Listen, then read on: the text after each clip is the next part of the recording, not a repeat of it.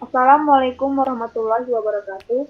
Kami mahasiswa Teknik Kelautan 2018 Institut Teknologi Sumatera akan mempresentasikan tentang peraturan daerah rencana zonasi wilayah pesisir dan pulau-pulau Provinsi Sulawesi Selatan tahun 2019 hingga 2039. Sebelumnya kami akan memperkenalkan diri dulu. Saya sendiri Kusno Fatimah Nurul dengan NIM 183000014. Dan saya Anjeliana Haloho dengan NIM 118300038. Outline yang akan kami bahas kali ini yaitu diantaranya pertama ketentuan umum, kedua ruang lingkup, ketiga asas, keempat fungsi, kelima batas wilayah, dan yang terakhir jangka waktu. Di sini kami akan memperkenalkan dulu apa itu Sulawesi Selatan, yaitu sebuah provinsi di Indonesia yang terletak di bagian selatan Pulau Sulawesi. Pusat pemerintahan atau ibu kota provinsi tersebut berada di Kota Makassar. Letak geografis Provinsi Sulawesi Selatan, luas wilayahnya sekitar 45.764,53 km persegi. Provinsi ini berbatasan dengan Sulawesi Tengah dan Sulawesi Barat di utara, letak Teluk Bone dan Sulawesi Tenggara di timur, Selat Makassar di barat, dan Laut Flores di selatan. Di sini merupakan salah satu peta rencana zonasi wilayah Luwu Timur yang berada di Provinsi Sulawesi Selatan.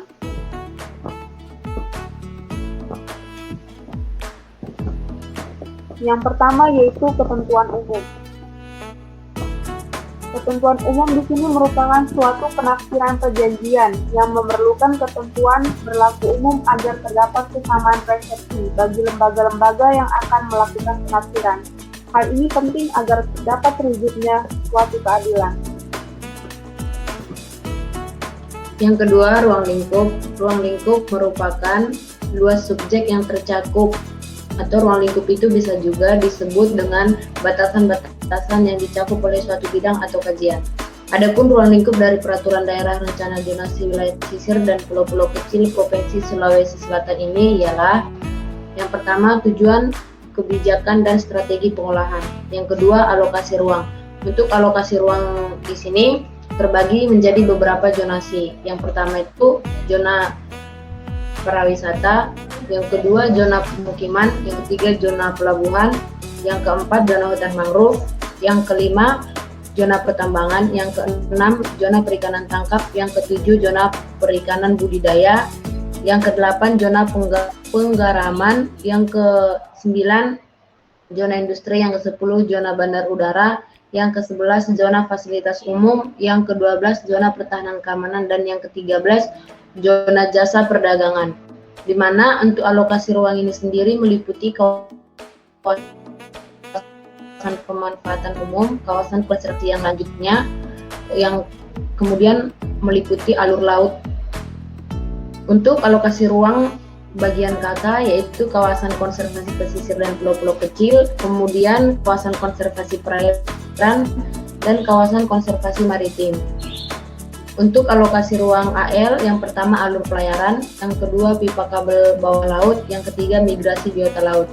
Untuk alokasi ruang KSN, yang pertama daerah latihan militer, yang kedua pangkalan utama Tentara Nasional Indonesia, yang ketiga kawasan perkotaan.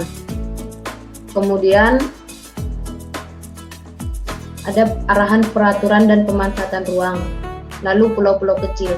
Untuk pulau-pulau kecilnya sendiri, pemanfaatannya itu terbagi menjadi beberapa bagian. Yang pertama konservasi, lalu pendidikan pelatihan, kemudian pelatihan pengembangan, budidaya laut, pariwisata, usaha perikanan dan kelautan, pertanian organik, peternakan, dan pertahanan keamanan negara. Untuk pemanfaatan pulau-pulau kecil dan perairan ini dilakukan berdasarkan kesatuan ekologis dan ekonomis.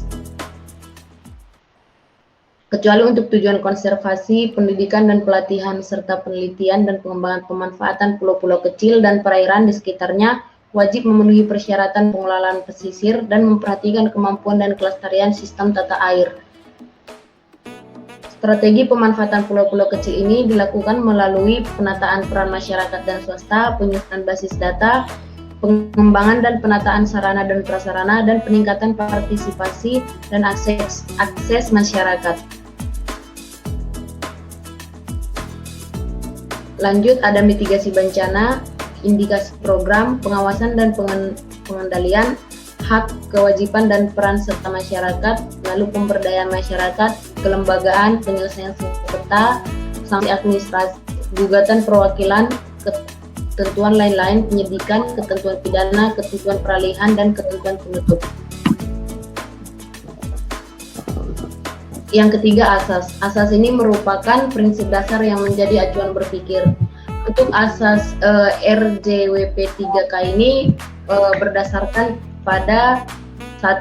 Kemanfaatan, 2. Keberlanjutan, 3. Konsistensi, 4. Keterpaduan, 5. Kapasitas umum, 6. Kemitraan, 7. Pemerataan, 8. Peran serta masyarakat, 9. Keterbukaan, 10. Desentralisasi, 11. Akuntabilitas, 12. Keadilan, 13. Kearifan lokal. Untuk fungsinya sendiri, yaitu sebagai bahan pertimbangan dan penyusunan, lalu acuan dalam penyusunan rencana pembangunan, kemudian instrumen penataan ruang, yang keempat kekuatan hukum, kelima dasar pemberian izin, keenam acuan dalam penataan ruang, ketujuh acuan mewujudkan penataan, kedelapan acuan dalam rujukan konflik, yang kesembilan sebagai dasar pengawasan.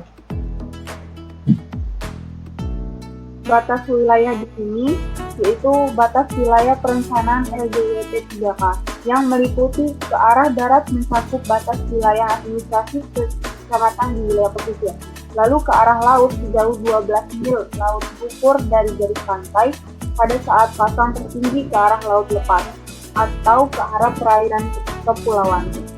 Lalu peraturan wilayah pesisir sebagaimana dimaksud dalam huruf A dilaksanakan sesuai dengan ketentuan dalam RT/RW provinsi atau RT/RW kabupaten. Lalu yang kedua, pulau-pulau kecil provinsi. Pulau-pulau kecil provinsi ini terdapat berjumlah 332 pulau. Garis pantai. Garis pantai ini sekitar kurang lebih 1993,7 km. Lalu luas wilayah lautannya kurang lebih 94.399,85 km persegi.